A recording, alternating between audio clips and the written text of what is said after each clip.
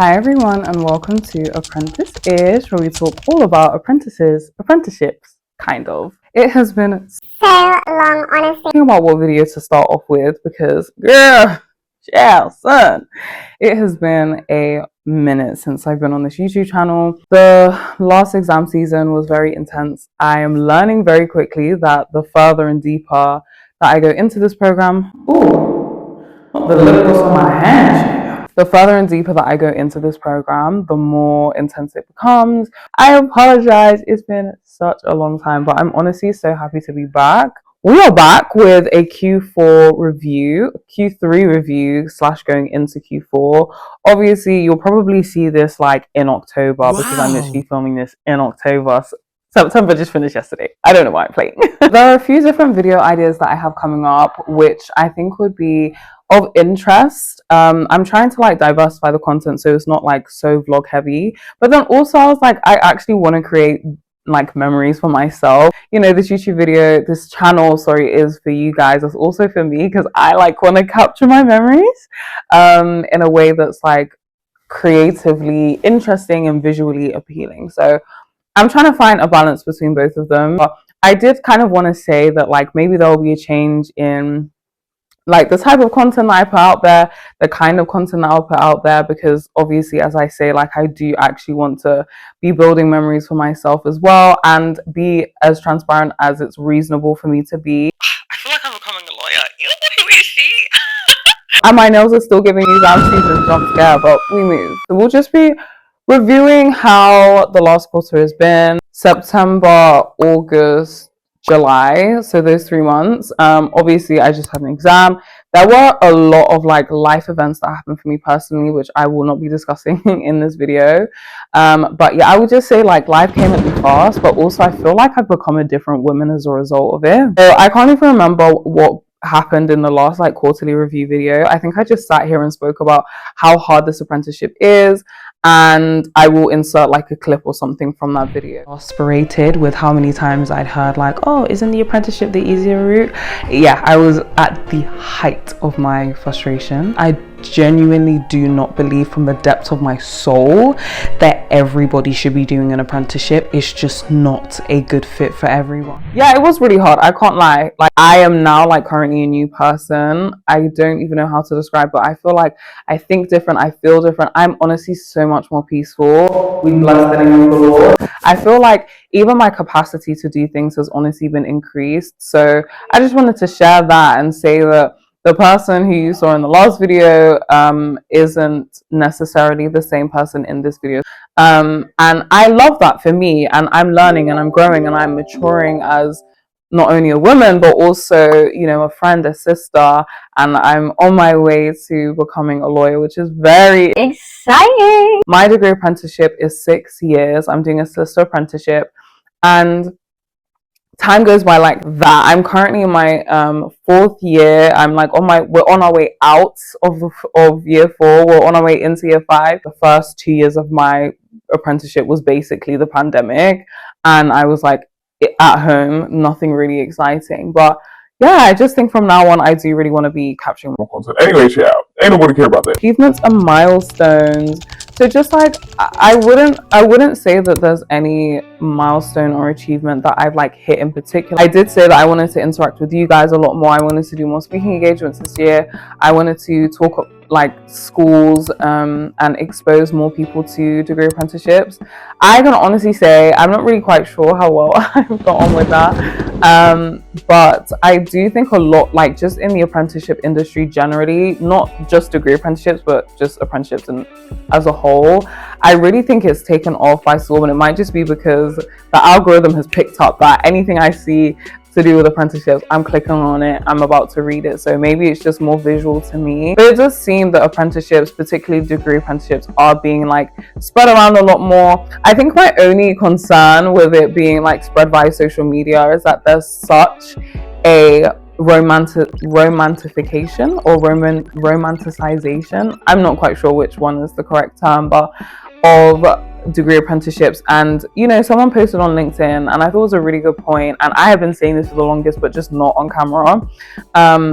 I think communicating it in like such a rose tinted way is beautiful. It's a really great way to, you know, promote. It is really good and it's really great, but then also you can't really see or appreciate like the hard work, the hours, the studying, the depth of, you know, intensity. Obviously that depends on which apprenticeship you're doing, but in the same breath, it is really important to consider, and I've said it in so many videos, that like you have to make sure that this is the route that works for you, not for your parents, not for it will look like or it will appear like because you're earning money at this age and you're working in this industry. Like, forget all of that, because at the end of the day, number one, the time will literally pass anyway, but also number two, like, you, even though the degree apprenticeship is free and you don't need to pay like cash money, you are paying with your life, like your time, your energy, your effort. You will never be able to get any of those things back. Before you apply for any apprenticeship, degree apprenticeship, even before you apply for university, like, does this actually fit in with your, you know, career goals and where you think you should be ending up? Next one is talking about challenges faced and lessons learned. One challenge that I found to be a little bit unfortunate, I think I'd probably say, is just managing my mental health. I wouldn't say that I spiraled or I went into like a really deep dark place. Absolutely not. Life honestly goes on when you're doing an apprenticeship. Like, honestly, some of the things that can take you out are the things that you can never expect that would ever happen to you at this time in your life or to your household. Or to your community. You know, some things were actually really emotional. It's like talking about the overcoming side, that I'm having open conversations with my supervisor and making sure that my workplace can actually support me in a way that's healthy for me. And if I feel it necessary to communicate that as well, like with the university, I'm just learning to be more gracious with myself. I think the second largest challenge that I experienced in this last quarter, and probably, oh my gosh, girl. Hi, babe. I can't even express how poorly I have managed my social life in this season. I've learned that when a month and a half in and around exam time, I am gone. Vanished, deuces, you won't catch me anywhere. I don't want to talk to you. And I've said this in one of my vlogs before. And at that time, I think I was just like, oh yeah, you know, like, we just move on. But in this exam season, I don't know what happened in my community, but after I came out of those exams and I caught up with all of the girls, there was like literally something happening with every single person. I'm no one's entire community, and obviously people have, you know, other people that they can lean on and all this kind of stuff, but I just think it's really important for me personally to make sure that I am maintaining my friendships and relationships. You cannot get through this apprenticeship by yourself, and I'm even talking about family members as well. I have not been good at, you know, being able to manage my relationships, because I don't even know how to describe it. Like, honestly, the more you get into it, the more intense it becomes, and the easier it is to just fall out of communicational contact with people. That I really do want to put more effort into in the next quarter is definitely actively reaching out to people on a regular basis. So even when it gets to points where I do have to go for like a month because I'm revising and studying for this exam, because there's so much reading, thank God, like my next 2 modules, I think there's like a multiple choice exam. So yeah, lessons learned, check in with your community. And also on like the flip side of that, like, don't be surprised if your entire life, all you eat, live, breathe and eat is this apprenticeship, and you don't check in with your community, you don't reach out to your family. It's just understanding that, like, if you don't nurture those relationships, when the time comes when you do need someone to call and someone to talk to, you may find that there isn't anyone there. And that's because you've abandoned the plant, basically. You haven't watered it, you haven't nurtured it. I think social life towards the end of your apprenticeship is a whole other video, because trying to drag me through the trenches. So the next part is skill development and growth. So the way my apprenticeship is structured at my firm and how like things have been going so far. The first, you know, section of the apprenticeship is you're being introduced to the firm, you do like more administrative tasks, etc. The middle part, you're doing like paralegaling work, and you're like treated as equivalent to a paralegal. Final section, you're treated as equivalent to a trainee solicitor. So that will be in my next year, but oh yeah. The team that I'm currently in is the clinical negligence team at my firm. And honestly, I have learned so much, like a huge amount in what feels like a very short period of time. I'm still learning. I'm still still even like learning how to, and this is just me being transparent, like learning how to navigate the dyslexia and making sure that that doesn't have like a huge impact on my work, and if it does, then what does that look like? In as much as, you know, I want to be here like, yeah, like I'm this super amazing apprentice, and I am awesome, let's be real. I'm gonna be so real with you, like having dyslexia is so frustrating. I feel like I've had a lot more client contact this year. I've had a lot more ownership over the work that I've done, and I feel like I'm growing in my independence as a budding lawyer. Navigating the work-life balance.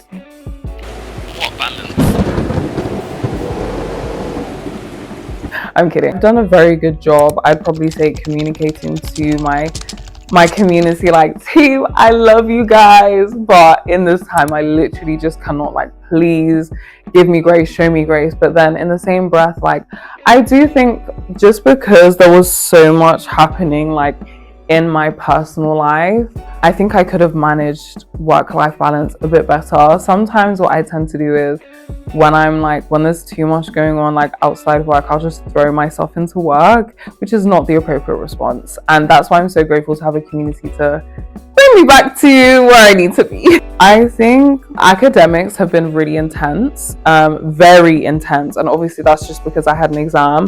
But honestly, looking forward, and I've looked at the next few months, and the tasks and the time commitment is quite high. I think organization is going to be of the utmost importance. Like, I don't want to be on here every single day talking about how awesome apprenticeships are, and yet in the background my results are third pass. So finally, I think looking forward into like the final quarter, I want to be able to basically, there's a lot of content that we need to go through every single week for university, and then on top of content, so like the actual degree, we also have a portfolio that we need to be producing, and then there's that one of the two modules that I'm studying at once right now, I also need to create a portfolio for that. So my goal is to keep on top of uni work, and if it does fall behind, to like not let it drag out or into.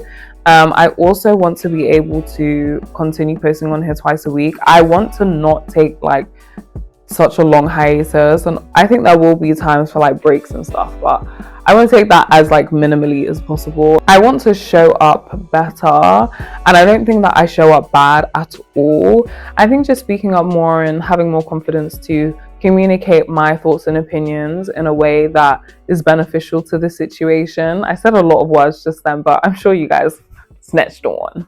My final bit of advice, based on the last quarter, if you have exams, do absolutely everything that the university has told you to do. Like, don't try and skip anything out. Just do what they said you need to do and be done with it. Do not ignore your relationships and your family, and allocate appropriate time for work. But when work is over, leave work in the office on the laptop, close it, okay? And make sure you take care of your mental health. For anyone who is thinking of creating content out there, honestly, create it. This is so random, but I just think there's some content that only you will be able to make. There's some messages that you will only be able to communicate. Don't hold back because you're concerned about the numbers. I always say, like, what's your intention? Like, what are you doing it for?